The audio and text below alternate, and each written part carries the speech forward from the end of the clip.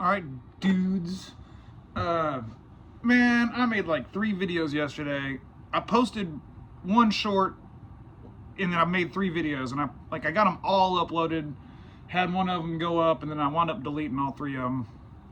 Canceled them hoes. But what I was trying to do is I wanted to show y'all like the commercial properties I work in and explain to y'all like how I get this business. But these are 2 high-profile areas, and like some people may have saw one of them yesterday that I deleted. It only had like 400 or 500 views before I took it down. But I don't think this channel wound up like, guys, I'm gonna hit 10,000 subs, which isn't a lot, but it's a lot, right? It's not a lot, but it's like on the brink of like being serious, you know. Like the channel makes like some money, you know. It's made like $1,800, which is, you know, most of it's all from one video, right? Like I got it, like almost all of my channel came from one video that was fluky, kind of a clickbaity title. I think the content of the video was decent, you know, but it definitely a little overrated, got more views than it should have. It's like getting close to 300K, I think, which like the rest of the channel combined has like 450K. So it's all from that one video. But it has got me a little bit more exposure than I ever thought would be possible. You know, like I did have my little 15 minutes in the sun there, but now I'm worried. I don't want to. I'm real honest on this channel, guys. I really am. Like nothing I tell y'all is a lie or bullshit. Because I don't think y'all are idiots. I think y'all would be able to tell. I think everybody could tell. You could tell the channels that are just lying, saying shit for clickbait. Everybody hates the motherfuckers, you know. Like, and if I'm just honest with you guys, y'all don't ever give me any shit and seem to appreciate what I'm going through and what I've dealt with. Because like by no means I'm, you know, am I doing this right? But anyway, so without tying those companies to me, I do want to explain to y'all like how I do this, because no one talks about construction plumbing or like commercial plumbing. I mean, no one. Like, there's no one talking about. Everybody's just telling you how to get residential sales, and I think I need to turn that off. And like how to market for residential. I don't market at all. Like my marketing is like just my resume. Okay, so the way this works is there are like, you know, in big city areas, there's big, huge like shopping centers and fancy office buildings and places, right? And one of the ones I was in downtown yesterday that I was showing y'all, it's 8 blocks, right? And they're all like, one of the buildings is 30 stories, another one's 23, another one's like 29. They're huge buildings, but the first floor is all retail. It's different restaurants and clothing stores and stuff like that, right? And I take care of the whole property, right? So like maybe the retail store will use its own plumber from time to time, but typically they just call the property and say, hey, we've got a leak coming down into the parking garage, or hey, there's a blockage, we have a sewer blockage. And they'll get me out there, and I kind of determine, hey, is this in this tenant space or is it on the property space? And I never lie. And so the tenants all typically like me because they know if it was on the property, I will tell the property it was their issue. But if it's on the tenant, I'm not gonna lie for the tenant and put it on the property. I'm honest. Call it down the fucking middle, balls and strikes. And they really do require a sharp plumber who can kind of like start to learn these properties. And so I get what's called an MSA with these properties. That's a master service agreement. And what it is it's like I get like a kind of more generic insurance certificate for the property itself. Because when you do commercial, you have to provide a certificate of insurance and make that property or even like business the certificate holder for, you know, of your insurance in order for you to do work with them. That's all commercial shit. You have to be set up as a vendor to do commercial jobs typically. But that MSA I have with the property kind of bypasses that for all of their tenants, where they can use me. I have a COI directly set up with the property, and then I'll bill the property, and then they decide, is this going to be charged to the tenant or to the property? You know, and then a lot of the times the tenants will then set up, you know, set me up as a vendor with them personally because they like the work we do. And they'll get their own little agreement with me. But that MSA gets me in the door with everybody. It's just like referral city.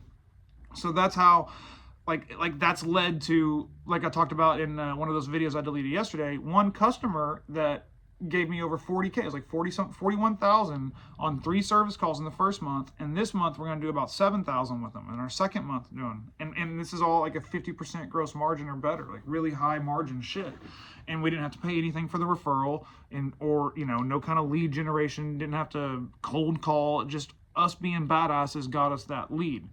And so I've got that type of setup, at multiple properties, okay? Multiple properties that each one of those properties I get 6 figures annually. A lot of them, like there's one in Plano that like it gets close to 6 figures a quarter, you know, like we're doing like, you know, close to 100K every 3 months with these properties, you know? So no one talks about that. And I did bitch about my hater. I have a hater. His I don't know his name. I think his YouTube handle is like Mr. Yan.